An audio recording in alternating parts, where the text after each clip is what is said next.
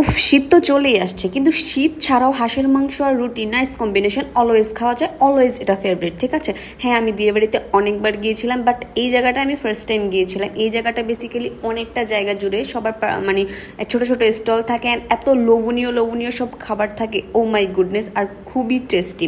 এখানে হচ্ছে মানে একদম কাঁচা ফিশ, ক্র্যাব এগুলো হচ্ছে সেল করা হয়।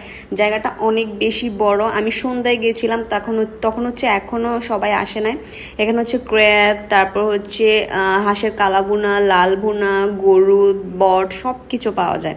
হ্যাঁ, এমন হচ্ছে অনেকগুলো স্পেস আছে, অনেকগুলো স্টল আছে, আর অনেক বেশি সুন্দর। আমরা হচ্ছে এই ঘরটাতে বসেছিলাম, এই পিঠা ঘরটাতে বসছিলাম, অ্যান্ড হচ্ছে এখানে আমাদের হাঁসের মাংস অ্যান্ড হচ্ছে রুটিগুলো এত বেশি সফট অ্যান্ড সুন্দর ছিল খেতে, মানে কি বলবো। এখন হচ্ছে আমি খাবার টেস্ট করার ফালা, অ্যান্ড হচ্ছে আমি তোমাদেরকে বলবো এগুলার অ্যাকচুয়ালি দেখতেই সুন্দর নাকি খেতেও সুন্দর।